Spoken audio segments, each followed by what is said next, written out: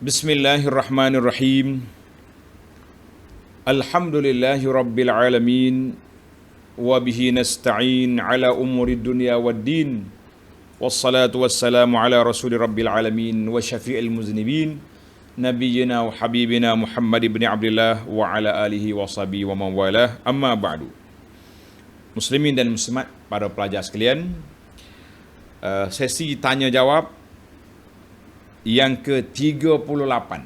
Ini siri yang ke-38 pada pagi Ahad 10 hari bulan 10 2021 bersamaan dengan 3 Rabiul Awal 1443. Soalan yang pertama. Tuan-tuan tengok soalan yang pertama apa yang ditanya. Apakah kelebihan bersugi selepas berwuduk?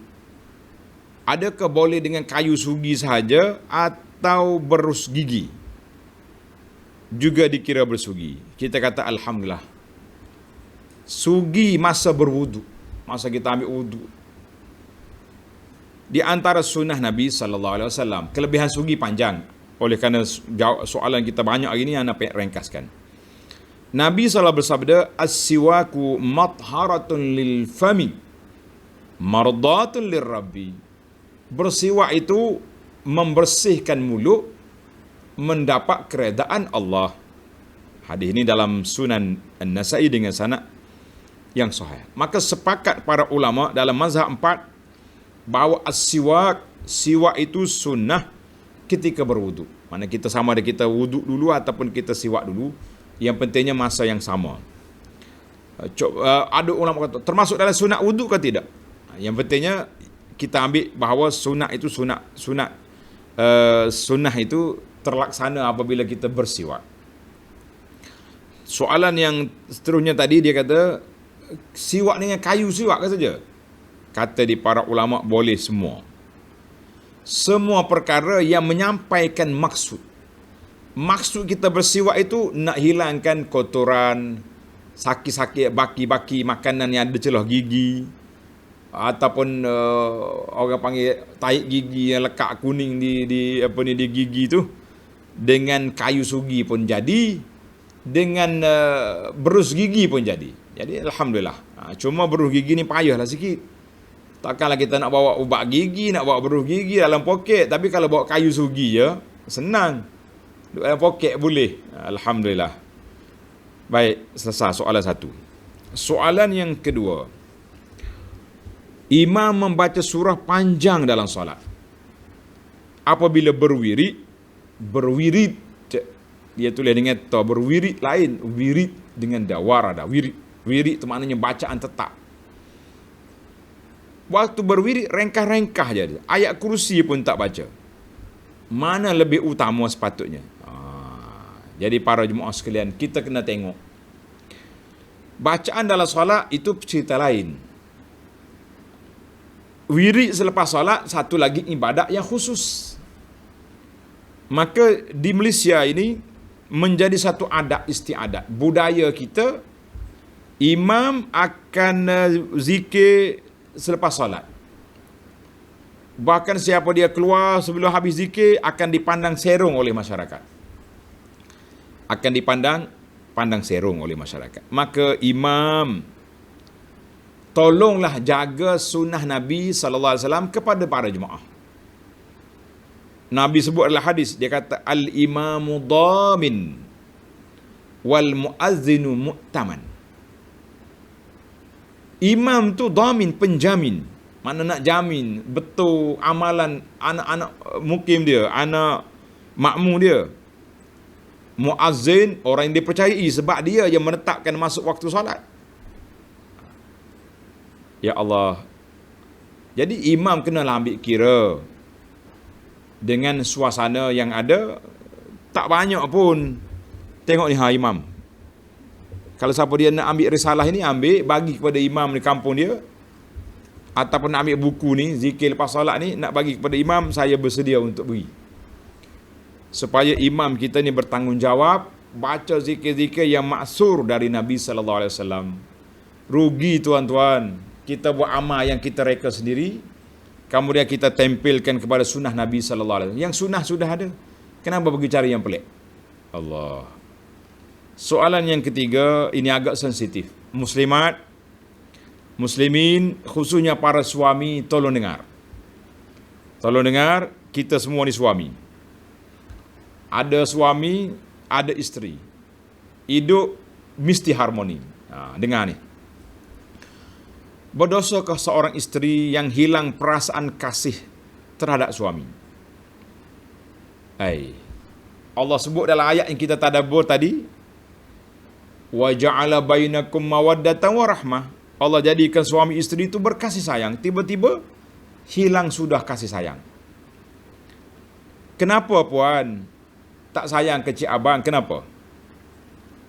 Awak gila dengan jantan lain? La, haram sama sekali. Kerana suami awak tak comel, juga haram, kita tak sayang dia. Kenapa awak terima di awal dulu? Tetapi yang saya tak habis soalan lagi ni, puncanya kerana kesan daripada perbuatan suami selama berpuluh tahun berumah tangga, saya selalu dimarahi bukan pada tempatnya. Salah sikit, tengking, herdik. Kadang-kadang guna bahasa yang pelik, you stupid. Oh, stupid selalu. Nah, ada seorang suami ni celupar mulut, bukan cakap mu stupid, sekali dengan makmu bodoh. Jahatnya mulut macam-macam. Ditengking sebab kita menegur atau nasihat untuk kebaikan diri sendiri, marah. Jadi saya pun hilanglah kasih sayang saya kepada dia, sebab manusia yang buat macam ni para suami. Sabda Nabi sallallahu alaihi wasallam, Nabi kata, orang yang paling baik daripada kamu, orang yang baik dengan keluarga dia. Wa ana ahsan. Aku yang paling baik dengan keluarga aku, kata Nabi sallallahu alaihi wasallam. Jadi kita jadilah suami yang orang yang paling baik. Sekali-sekala gigi dengan lidah tergigit, kata orang, tak apalah, tapi bermaaf-maafanlah lepas pada tu. Jangan duk panjang-panjangkan sampai membodohkan isteri, habis keturunan dia bangkit apa. Masa meminta baru ni tak fikir ke keturunan dia bodoh? Ini masalah kita. Satu lagi hadis yang sahih, Nabi kita bersabda, la yafraq mu'minun mu'minatan. Janganlah seorang suami itu benci kepada isteri dia sebenci-bencinya. In kariha minha khuluqan radiya minha akhar. Kalau kita tak suka satu perangai, banyak lagi perangai dia yang baik. Kita seimbanglah buat senarai positif negatif. Suami aku ni, isteri aku ni kurang di mana? Contohnya dia kata masak dia tak apa sedap, kurang dalam bab masakan. Kita ada alternatif, sekali-sekala apa salahnya kita pergi beli tom yam kat kedai, beli sup sana sini. Tapi isteri Masya Allah, rumah tersusun, comel susunan rumah kita. Kita tengok dia pun comel, lawa. Kurang satu, 9 lagi okey. Kenapa nak bersayang satu? Kadang-kadang suami isteri ni kalau dia masuk dapur, tak ada ceh atas dunia ni boleh challenge dia. Sedap. Tapi rumah dia bersepah. Manusia ni tak ada yang sempurna. Al-kamalulillah, kata orang Arab. Yang sempurna tu Allah Subhanahu Taala. Yang cantik, yang tak ada tahi mata, tak ada tahi hidung, tak ada bulu, tak bau ketiak tu bidadari dalam syurga je. Atas dunia ni ada kekurangan. Maka kita sebagai manusia, kita juga kurang. Damai-damailah dengan isteri, mudah-mudahan kasih sayang akan kembali semula sebagaimana kita berkasih sayang di saat kita bermula-mula kahwin dulu, insya-Allah.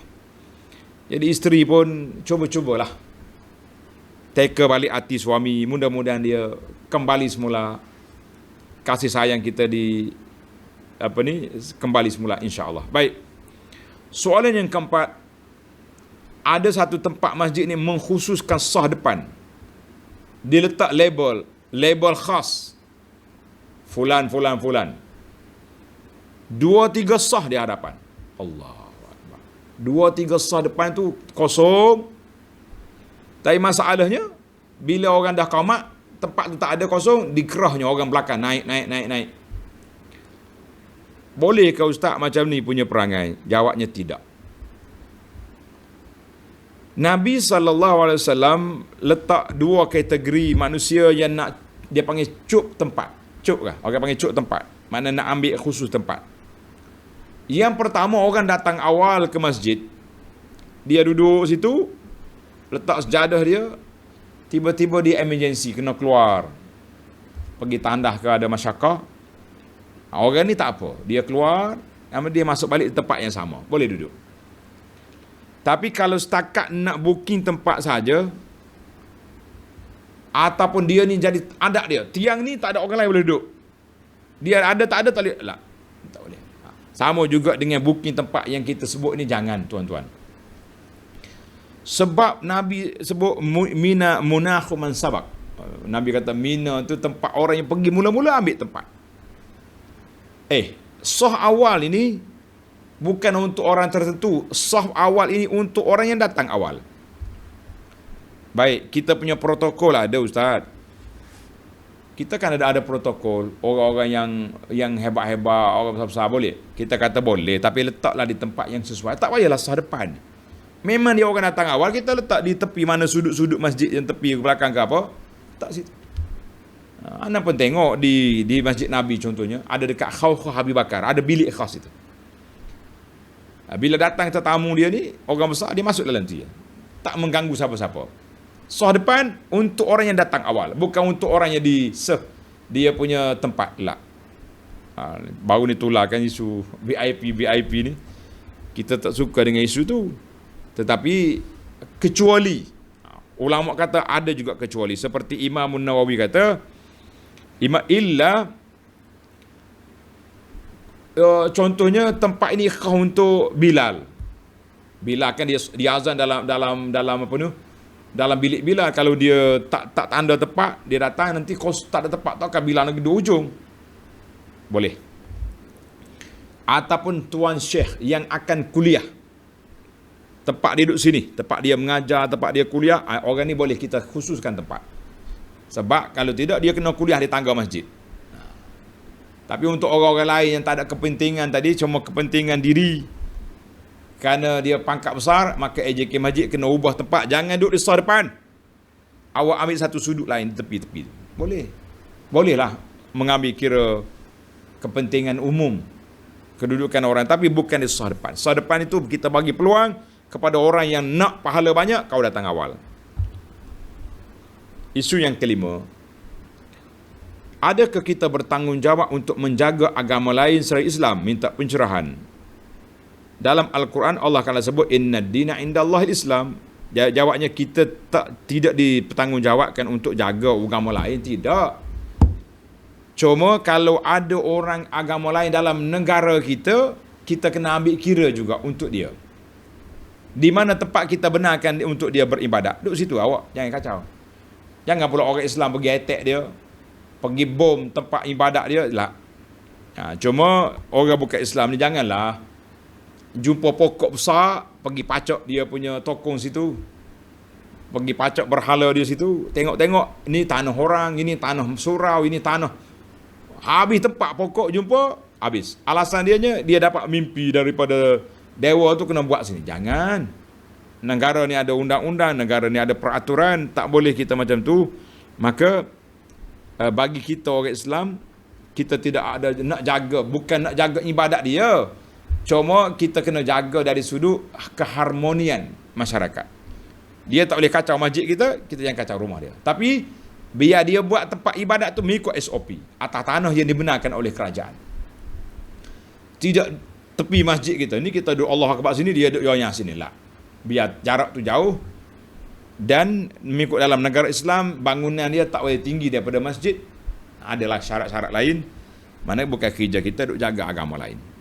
Tapi menjaga keharmonian supaya tidak kelahi, itu yang tanggungjawab kerajaan. Soalan yang keenam, apakah hukum baca Al-Fatihah berulang-ulang untuk lebih kemas? Soalan ni tak lengkap. Baca kat mana tu? Kalau baca di luar salat, silakan. Contohnya kita nak khusyuk ni, ihdinas siratal mustaqim, iyyaka na'budu, kita ulang, tak apa. Cuma para ulama bincang tentang takrirul Fatihah dalam salat, boleh tak boleh? Sebab salat itu, Fatihah tu rukun. Rukun tak boleh buat lebih daripada yang 2 kali yang sama. Pasal itulah dia jadi khilaf di sini. Dia kata lau karrar al-Fatihah marrataini, kalau dia ulang 2 kali kena sujud sahwi ke tidak orang tu?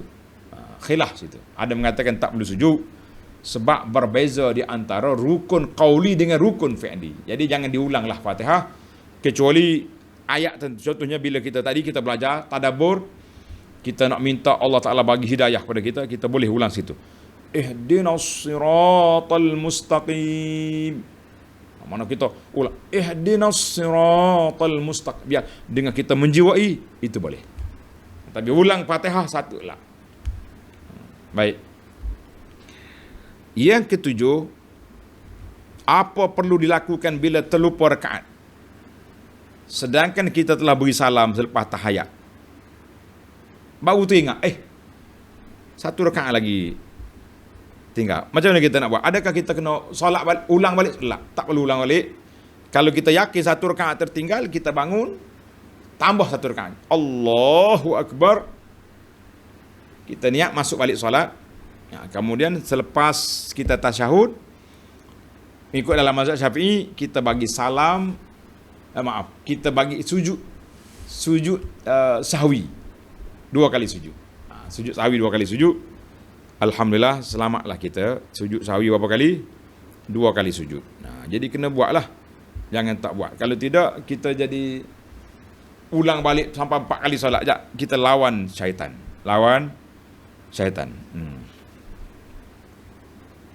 Soalan yang ke-8, apakah maksud lafaz Allah? Kalimah lafzul jalalah, Allah. Tuan-tuan kena belajar, dia panggil ilmu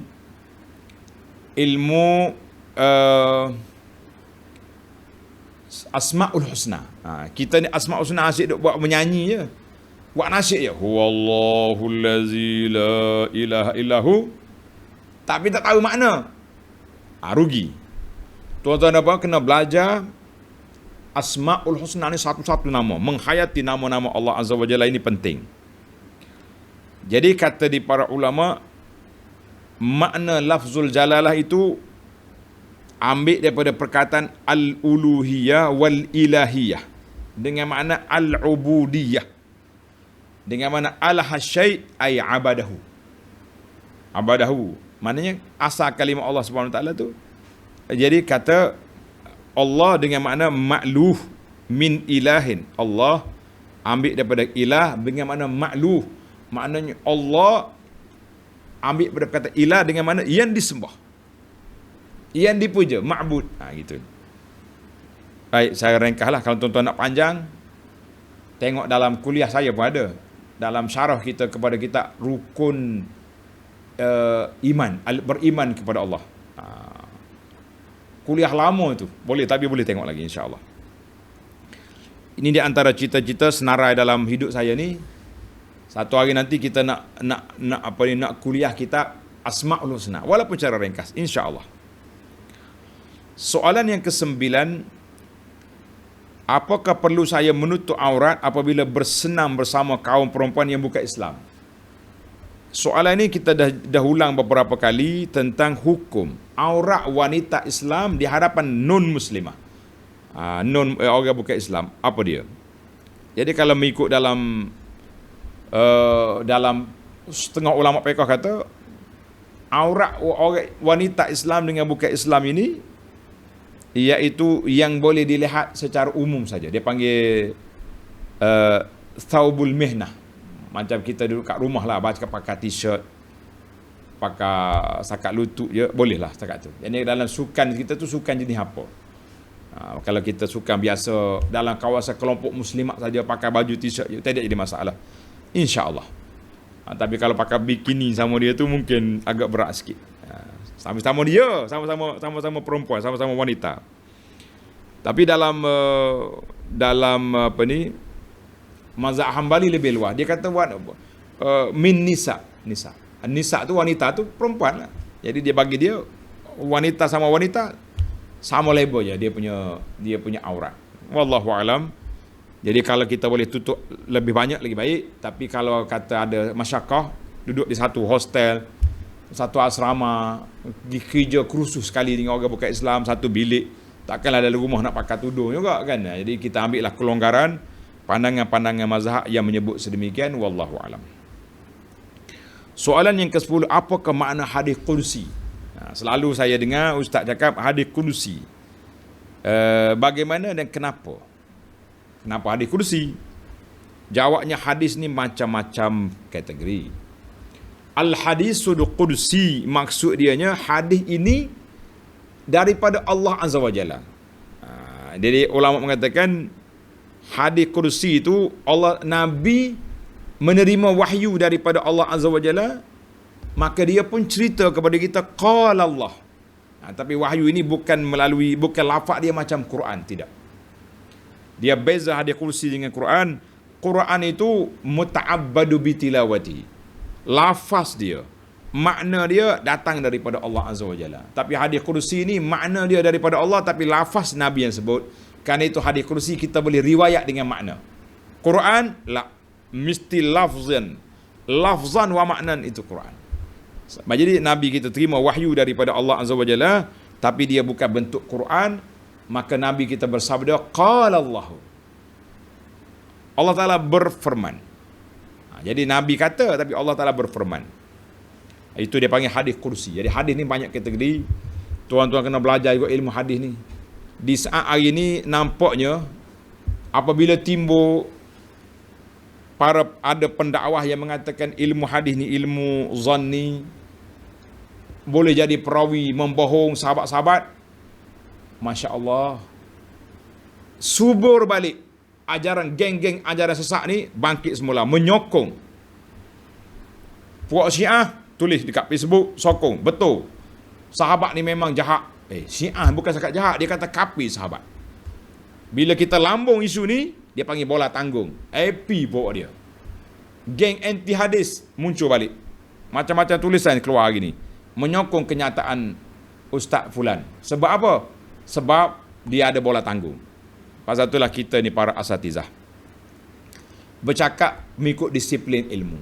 Ulama hadis bukan main-main nak kata hadis ni sahih, hadis ni dhaif, hadis ni hadis. Mereka ada disiplin yang sangat ketat. Tiba-tiba kita runtuhkan dengan sepatah kalimah dengan TikTok bahawa ulama hadis pun boleh jadi bohong juga, habis cerita. Di mana lagi sumber syariat kita selepas pada Quran hadis? Jadi kita runtuhkan sumber kita sendiri, geng syariah bangun, geng liberal bangun, geng anti hadis happy. Habis, apa yang kita nak buat? Kenapa asatidah lain kita diam membisu? Seolah-olah kerana kita orang kita cakap, kita takwil macam-macam. Inilah kepincangan yang berlaku dalam masyarakat. Baik. Saya ada ceramah tentang ilmu hadis. InsyaAllah nanti kita post dalam grup. Tuan-tuan boleh dengar balik, nak faham hadis sahih mari daripada mana. Kenapa hadis ini jadi hasan, kenapa hadis ini dhaif, kenapa dhaif jiddan, kenapa jadi palsu. Dia ada kategori dia, tuan-tuan, jangan dia suka-suka. Baik, kita pergi semula kepada soalan yang ke-11. Soalan sebelah ni bagus ni. Saya rasa ramai nak tanya ni soalan yang ke-11 ni. Nak tanya kata nak tanya? Tak nak, kata nak malah jawab.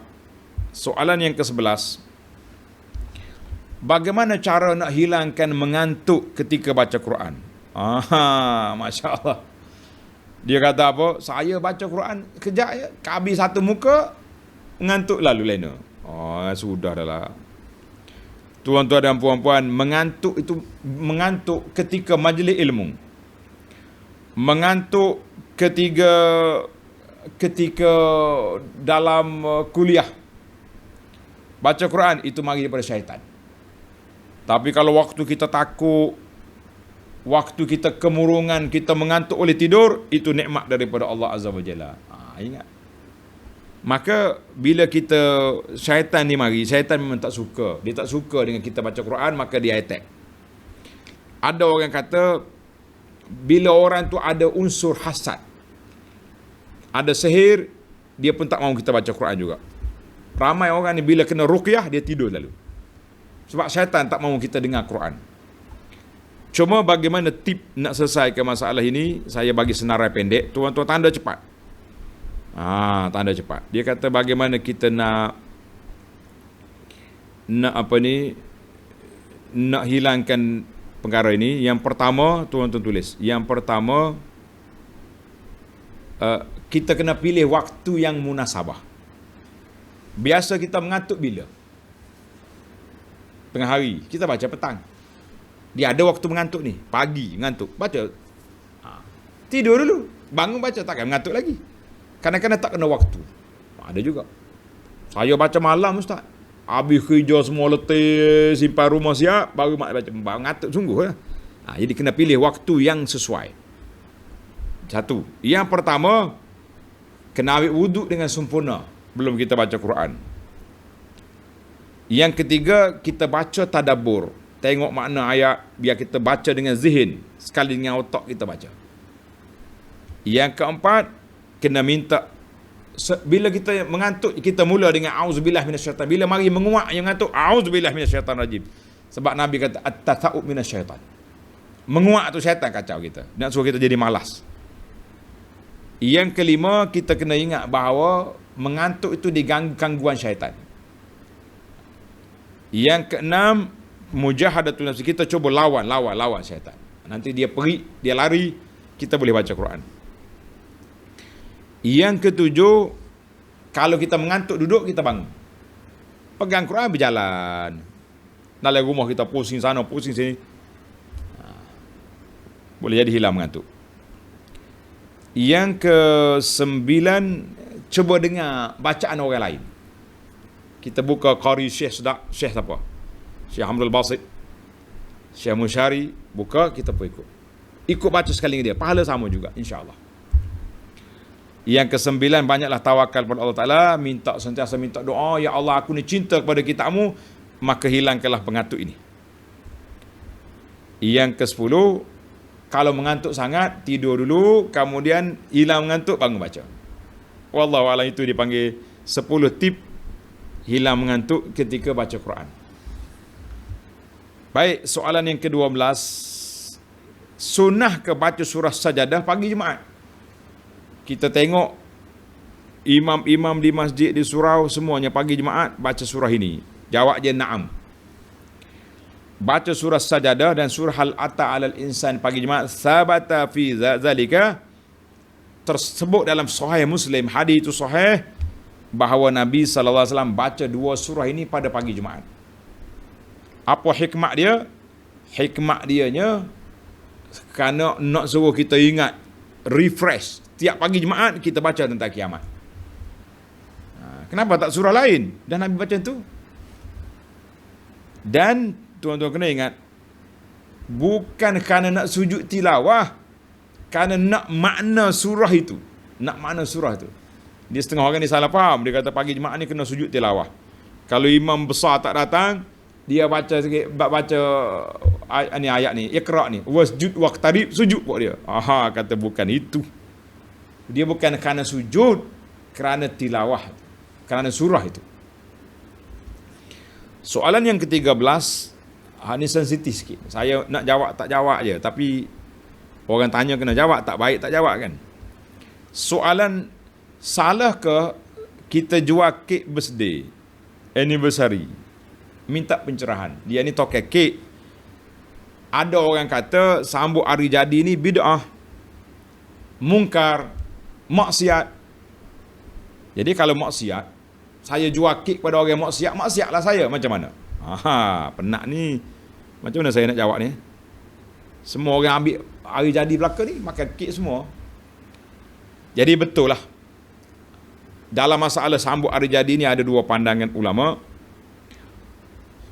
Yang kata sambut hari jadi sebagai hari perayaan, kalau tak buat ni satu benda yang menyusahkan, maka itu tak boleh. Sebab perayaan dalam Islam ni 2 saja. Perayaan Idul Fitri, Idul Adha, tak pernah dibuat oleh para nabi, tak pernah buat, sahabat pun tak pernah buat. Yang kedua, kalau kita sambut kerana nak tasyabbuh bil kuffar, sambut nak ikut kaya kafir dengan tiup lilinnya, tiup happy birthday ni, semua ni perbuatan kafir belaka, maka itu dilarang.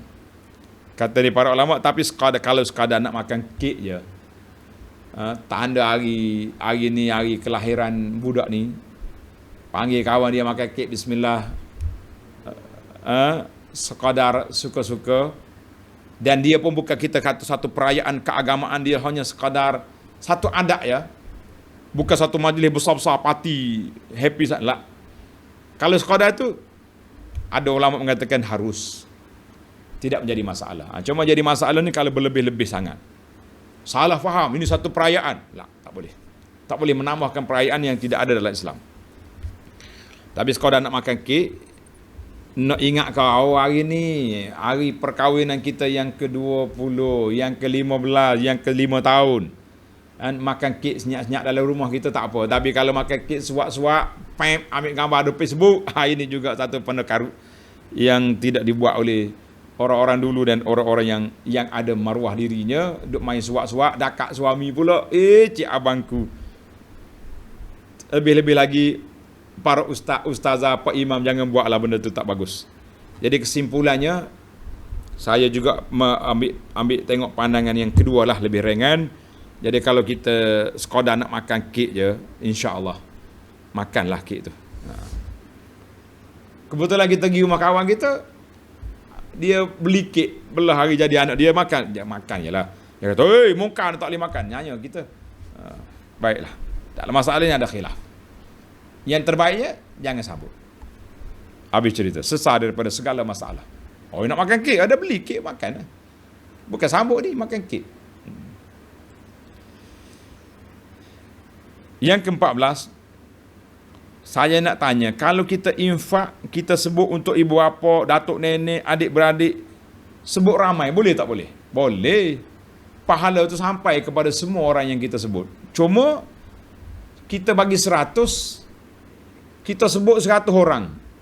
Tok nenek kita, adik-beradik kita, ayah, jadi berapa dia dapat? RM1 seorang. Dia takkan 100 semua. Ini kita kena kengok lah. Sebab itu, dia ada benda yang boleh share secara umum, ada share khusus. Saya bagi sedekah RM100 masuk tabung masjid. Ini untuk ayah saya, untuk tok nenek saya, untuk. Jadi dia bagilah share tu. Sikit seorang. Macam mana? Kalau kata semua dapat 100 belaka, kita hitung semua anak-anak kita. Itu di antara jawapan mudah lah. Kalau nak yang syarat akademik ilmiahnya, dia panggil sampai pahala tu pada orang mati, tapi mengikut apa yang kita beri. Jadi seeloknya kalau kita nak bagi mak ayah kita, kita khusus. Ini wakaf untuk ayah saya. Ini untuk mak. RM10, RM10. Ambil RM10 lagi untuk tok nenek aku.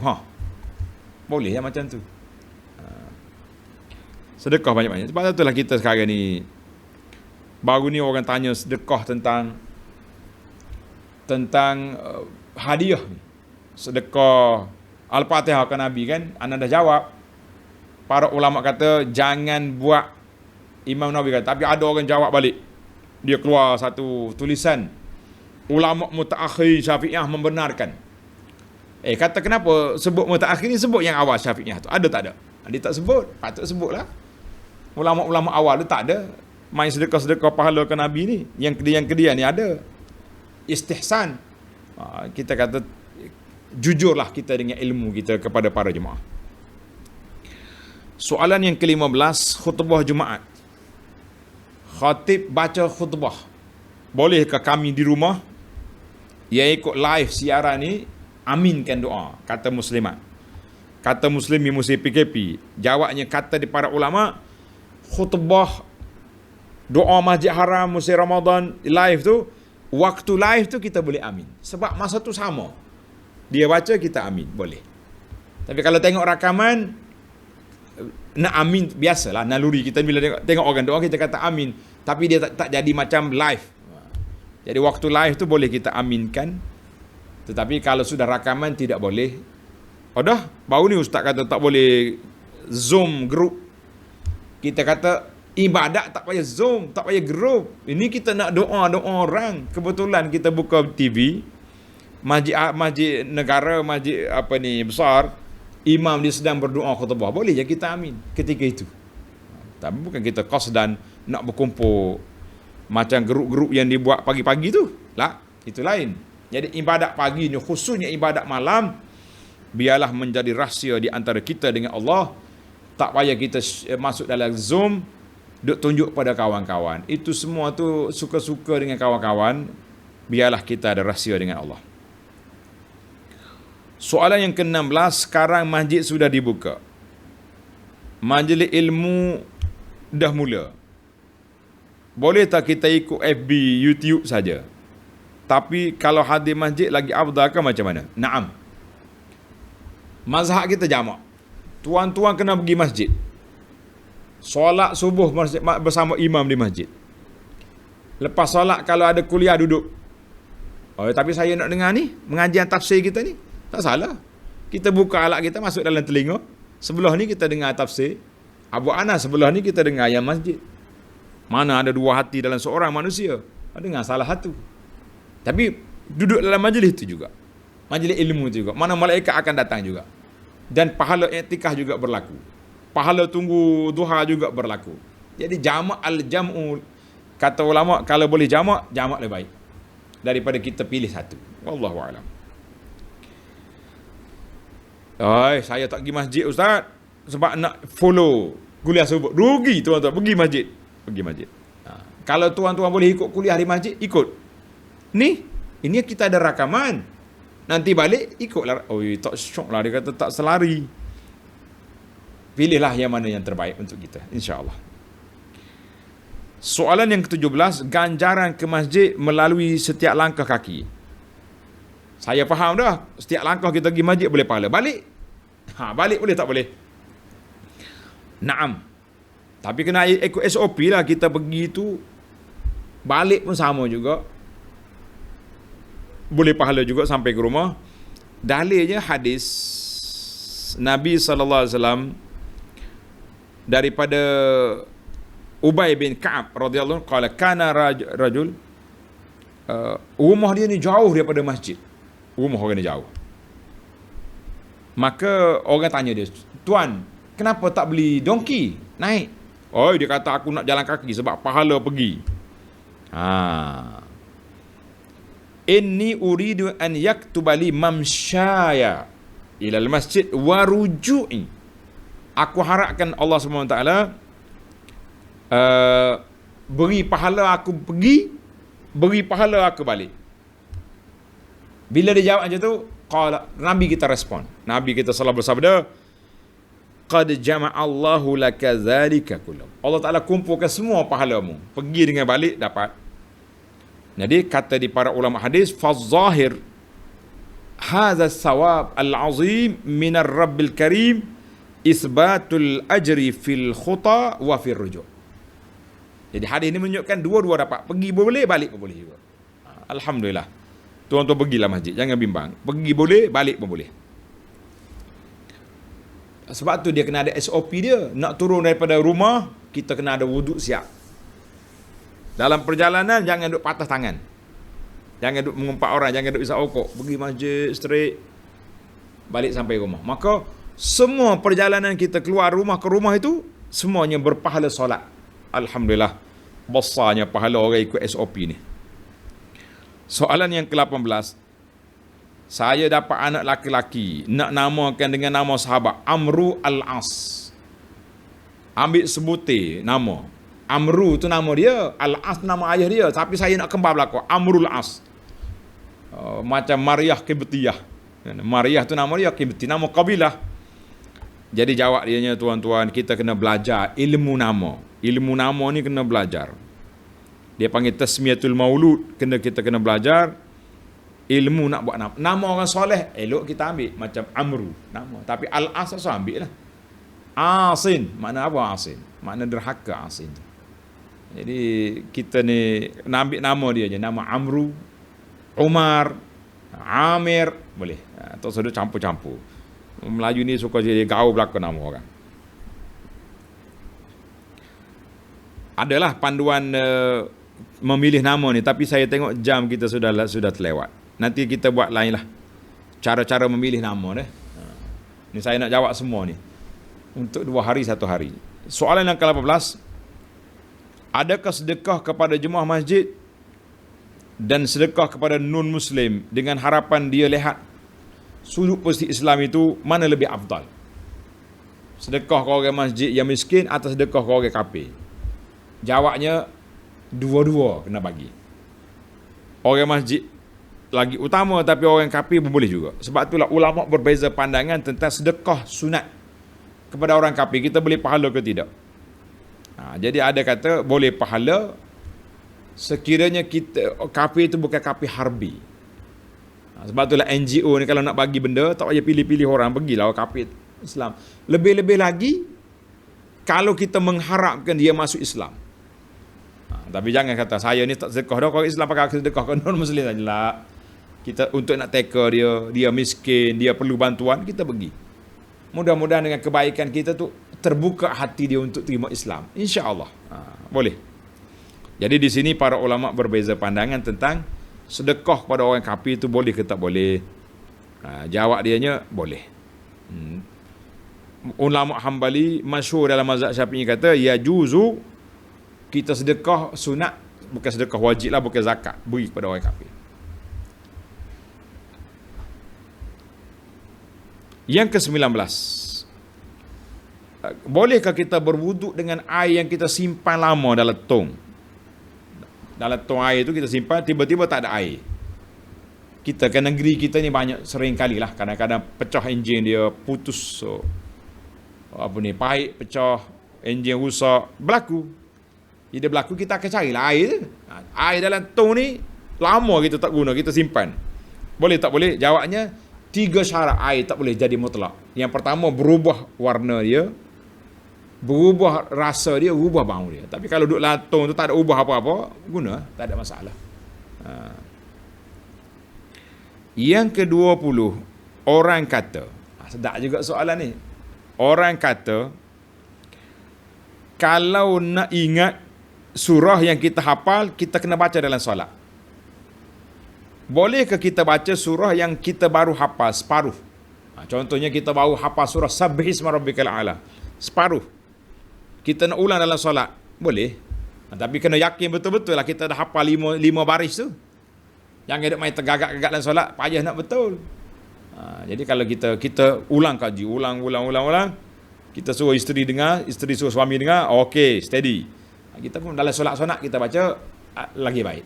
Boleh. Silakan. Kita dah bincang dalam siri lepas, kan orang kata kalau hafal Quran terlupa dosa besar gini, kita kata itu kena ada huraian lah. Bukannya mutlak begitu. Soalan 21. Selepas azan subuh, saya solat sunat subuh di rumah. Solat sunat fajar di rumah. Kemudian pergi masjid. Masjid tak jauh. Sampai di masjid orang tak qamat lagi. Bolehkah saya solat di masjid? Naam. Solat sunat fajar tidak diulang 2 kali. Jadi kita solat tahiyatul masjid. Kalau belum solat tahiyatul masjid, belum solat sunat fajar, jangan solat tahiyatul masjid. Terus solat fajar. Bimbang takut tak sempat masa. Kalau kita pergi awal lagi pun, solat sunat tahiyatul masjid, dia masuk di bawah solat sunat fajar. Soalan poster yang admin sebarkan. Doa kurniakan akhlak yang mulia. Allahumma hdini li ahsanil akhlak. Ya Allah, tunjukkan aku akhlak yang baik. Kan yang kita dah sebar dalam grup kita tu. Dalam Facebook pun ada. Baik, kalau saya nak doa untuk kita dan anak-anak aminkan macam mana? Jadi kena tukar ni semua jadi na. Tuan-tuan yang ada poster tanda Allahumma hdini, jadi Allahumma hdina. Allahumma hdina li ahsani. La, jangan tukar ahsani tu. Yang ada nu ya tu. Baru tukar. Ihdini tanda. Ihdini wasrif anni jadi anna. La yasrifu anni jadi anna. Itu ya, 3 tempat ya ada. Allahumma hdina, wasrif anna, la yasrifu anna, bas 3 tempat. Kemudian kita doakan, minta anak-anak amin. Alhamdulillah. Simple je bahasa Arab ni, bukan payah pun. Cuma kalau tak mengaji payah. Ini timbul lagi soalan. Bila sampai kepada ayat alaihissallahu biahkamil hakimin, kita berjawab bala wa ana ala zalika minasyahidin. Boleh tak boleh kita tambah ni? Jadi seeloknya kalaulah dalam solat sunat kita tambahlah apa yang kita nak baca. Dalam solat fardu, kalau imam baca, boleh je kita jawab secara perlahan. Cuma ulama bincang tentang hadis tu, hadis. Hadis yang baca tu tidaklah sahih. Tapi ada hadis lain yang Nabi kita bila sampai kepada ayat azab, dia minta perlindungan. Bila sampai ayat nikmat, Nabi kita minta nikmat. Maka dia kata di para ulama boleh kita bila sampai kepada ayat ni kita kata bala wa ana ala zalika minas syahidin. Cara perlahan dia jawab. Tapi tak payah kuat-kuat jawab, pelan-pelan je. Soalan yang ke-24, telah tular pasal selawat Nabi Khidir yang dianjurkan sebanyak 12,000. Oh, banyak 12,000 satu hari. Baguslah selawat. Tapi soalan ni masalah. Adakah dalil sahih? Jawabnya tak ada dalil. Tidak ada dalil selawat Nabi Khidir. Yang adanya selawat ke atas Nabi kita sallallahu alaihi wasallam. Allahumma salli ala Muhammad wa ala ali Muhammad. Kalau nak sempurna, Allahumma salli ala Muhammad wa sampai ke innaka Hamidum Majid. Saya dah senaraikan kepada tuan-tuan beberapa lapak selawat yang sahih yang warid daripada Nabi sallallahu alaihi wasallam. Tuan-tuan ambil yang tu mudah. Beberapa lapak selawat yang sahih. Kan? Jadi kita bacalah. Tak payah cari yang pelik-pelik. Dalam dunia ni orang suka yang pelik. Nabi Khidir lah. Ni. Dalam selawat ni sudah ada riwayat yang sahih. Baca. 12,000 lah. Tidak ada riwayat 12,000. 20,000 pun tak apa. Tapi nak menetapkan. Tuan-tuan kena beza di antara asal ibadat itu ada. Tapi penetapan waktu, penempatan bilangan itu perlu kepada autentik. Siapa yang boleh tentukan? Nabi sallallahu alaihi wasallam. Habis kita bolehlah kita nak ibadat banyak mana pun, nak selawat 1,000,000 sehari pun boleh, tapi ini tidak ada. Soalannya kenapa Nabi Khidir? Saya pun tak tahu kenapa Nabi Khidir. Macam-macam, baru ni selawat Nabi Khidir, baru ni selawat apa pula ni, yang selawat yang macam-macam jenis selawat. Yang pentingnya kalau selawat yang tidak mari daripada Nabi sallallahu alaihi wasallam itu ada nama sendiri. Selawat Nabi Khidir lah, selawat tu selawat api, selawat macam-macam ada. Kita mengatakan tidak perlu. Kalau ada ustaz duk sebar benda-benda macam tu, kita kata ustaz, ajar kami yang mudah-mudah yang sahih ya daripada Nabi. Senang. Nabi kita suruh perbanyakkan selawat. Kita duk tetap gini pula. Jadi masalah. Soalan yang ke-25, minta penjelasan tentang derma organ. Saya ada berhajat untuk derma sebagai organ bila saya mati. Jadi masalah derma organ ni dipanggil at-tabarruk bil a'dha' ba'dal maut. Boleh. Ulama semasa telah mengeluarkan fatwa harus dengan 3 syarat. 3 syarat. Syarat yang pertama, syarat yang anggota yang kita beri itu tidak memberi kesan kepada keturunan. Seperti sedekah air mani, tak boleh tu, dia jadi anak dia. Sedekah alat kelamin tak boleh. Satu. Yang kedua, mutabarrik. Orang yang nak sedekah ni orang yang kamil ahliyah. Akalnya waras, balik, boleh sedekah. Panjanglah syarat dia ni, saya baca tajuk je. Yang ketiga, an yakunal mutabarrik lahu ma'sumud dam. Al-mutabarrak. Orang yang kita nak sedekah tu orang bukan kafir harbi yang memerangi Islam. Ada setengah orang dia bagi syarat. Anggota saya ni kepada orang Islam saja. Kalau boleh syarat macam tu, baik juga.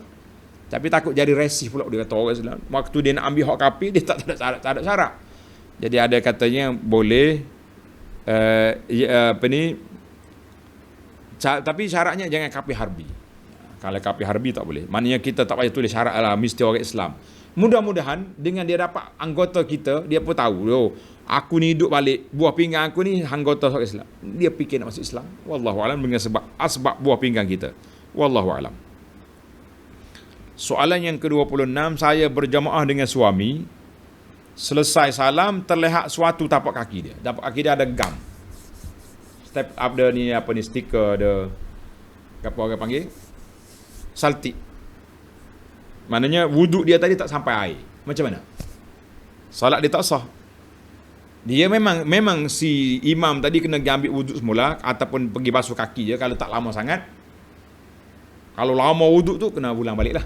Kalau wuduk baru je ambil pergi basuh kaki, solat balik. Makmum macam mana makmum? Maka di sini para ulama mengatakan makmum tak perlu solat. Yang kena, sebab waktu kita solat tadi kita menumpang dia, kita yakin dia tu ada wuduk. Tapi bila dia tak ada wuduk, dia yang tak sah, kita sah. Wallahu alam. Panjang pula perbahasan dia. Soalan yang ke-27, setiap tahun saya mengeluarkan zakat simpanan selepas 15 Ramadan. Tahun ni oleh kerana Covid, ramai orang yang terkesan perlu awalkan zakat. Boleh? Jawabnya para ulama Islam mengatakan boleh didahulukan zakat sebelum waktu dia, kalau perlu. Maknanya kita tahu zakat kita ni sekitar 20,000 tahun, setiap tahun dengan harta yang aset yang kita ada.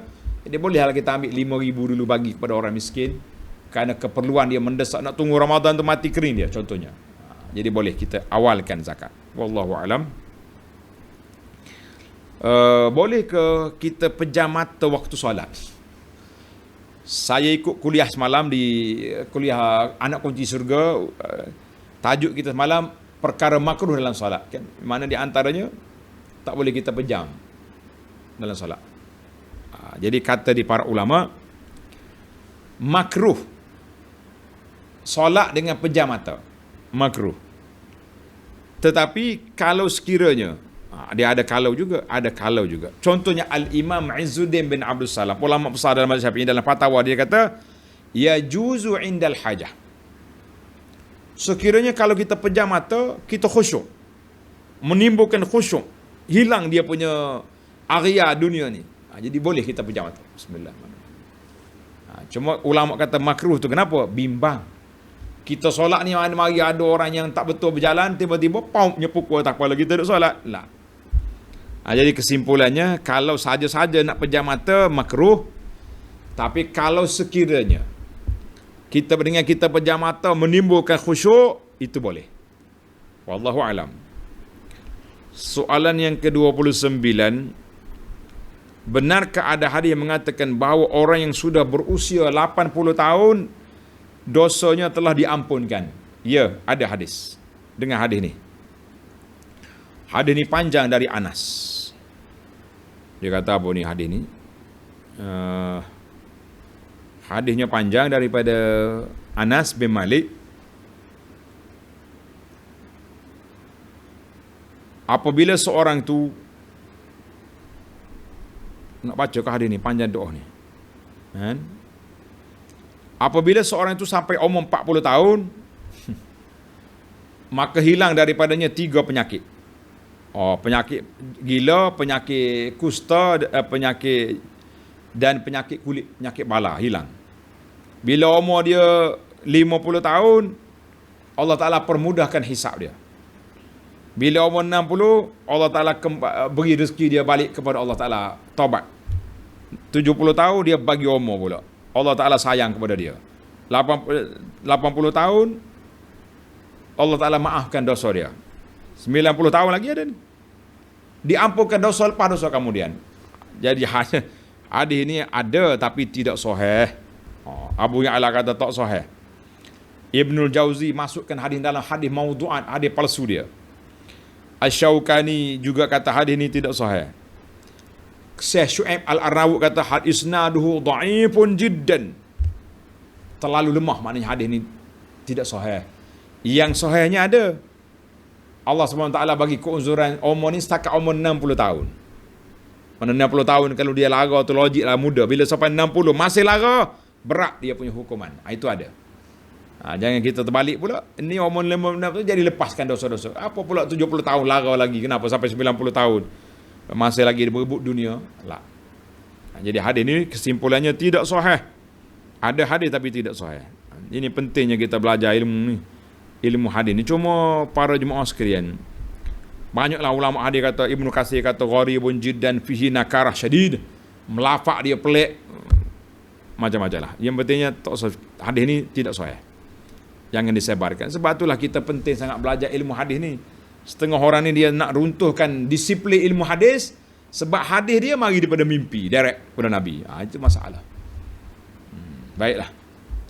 Soalan yang ke-30. Di masjid saya, imam menentukan orang tertentu boleh solat di belakang imam. Sehingga kalau orang yang dia tak bagi, dia halau. tepi. Orang di sini. Soalan saya, siapakah yang sebenarnya berada di belakang imam solat berjamaah? Adakah imam boleh menentukan orang belakang dia? Jawabnya, yang duduk di belakang imam, sebagian dalam hadis Nabi sallallahu alaihi wasallam kata, liyaliyani minkum ulin nuha wal ahlan. Yang duduk belakang aku ni, belakang imam ni, bukan semua yang belakang imam. Ulin nuha wal ahlam, orang yang sudah ada ilmu. Sebab apa? Sebab kalau imam emergency, terbatal wuduk, siapa nak naik? Itu. Setengah kita ni dah. Imam kata belakang aku ni AJK masjid, orang yang lama-lama, senior-senior, tua-tua duduk sini. Habis kalau kau batal, dia pandai nak naik tak? Tak pandai. Tidak layak untuk dia duduk belakang imam. Yang duduk belakang imam ni siapa? Orang yang kalau imam tersalah baca, dia boleh tegur. Bila imam lupa rakaat, dia pun boleh bertegur. Kalau imam terkeluar daripada solat emergency sebab batal wuduk, dia boleh ganti. Itu sepatutnya. Kalau tuan-tuan tengok di Masjid Haram, Masjid Nabi tu. Dalam Masjid Nabi, yang duduk belakang imam tu, siapa dia? Tuan-tuan kena tahu, yang duduk belakang imam, berapa orang yang hafiz, yang hafal Quran. Dia bukannya suka-suka dia belakang imam. Jadi kadang-kadang di masjid kita, Nana perhati tengok, dia jadi eksklusif. Belakang imam tu orang tua, orang lama, kita kata, kalau bila kita interview dia, pakcik, sekiranya kalau imam batal wuduk, pakcik naik tak? Tak. Awak tak layak duduk sini. Mungkin dia ni lebih muda, bukan orang tua, tapi dia pandai. Cuma yang kita sedih sekarang ni, zaman kita hari ni tuan-tuan, kalau imam terlupa, yang duduk belakang pun terlupa, akhir kali yang duduk sah 10 ni baru jawab, Subhanallah. Habis khayal belakang. Jadi bukan eksklusif lah untuk AJK ke orang tua belakang imam. Belakang imam ni co-pilot. Istilah orang muda-muda sekarang. Co-pilot mana? Imam yang kedua.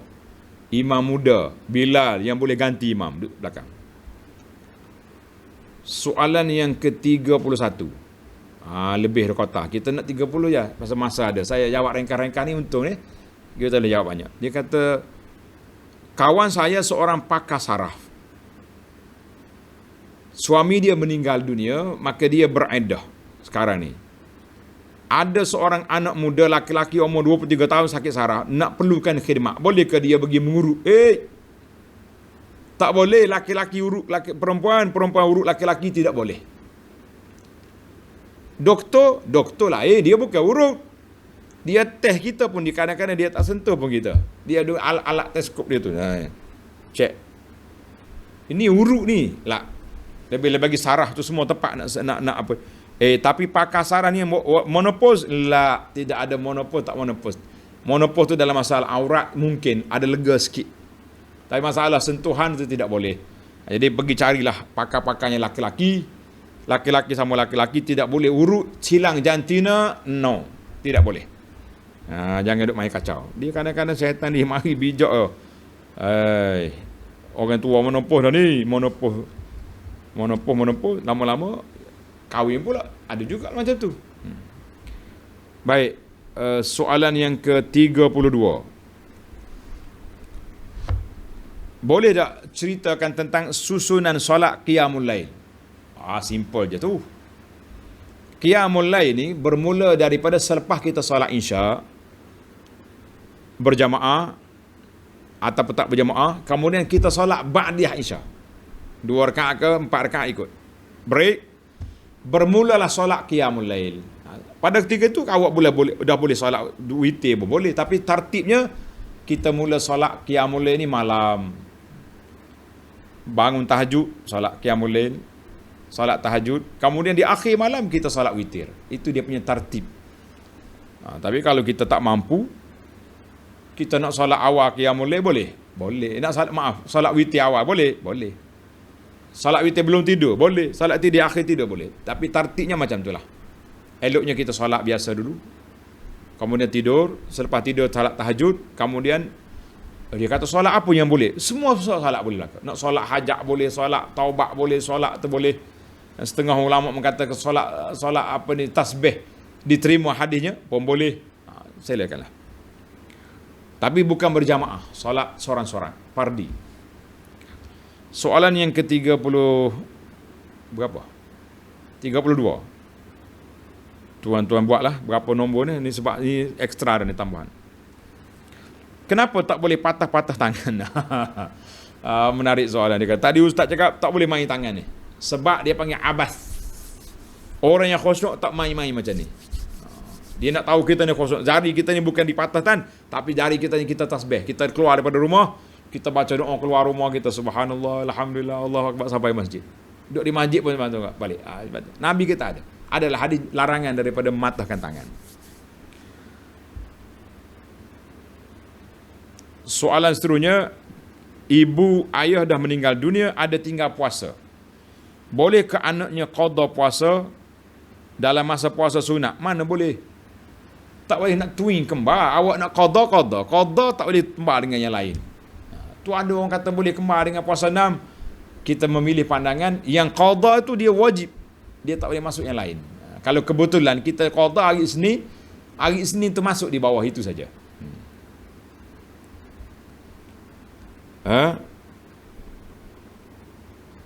Nak lagi? Ada lagi soalan-soalan lain yang bagus. Baiklah para pelajar sekalian, cukuplah.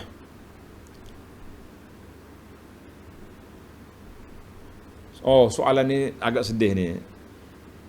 Minta sampaikan kepada ustaz, janganlah berhenti kuliah jika PKP tamat. Naam. Kuliah yang regular, yang tetap macam ni mungkin terpaksa dihentikan. Sebab di masjid saya ni, bila kita buka nanti, bukan saya seorang yang mengajar di masjid ni. Ada 5-6 ustaz lagi ada. Jadi jadual tu kena berjalan. Dia ada kuliah insya-Allah. Kuliah tafsir kita ni anak akan kekalkan setiap minggu.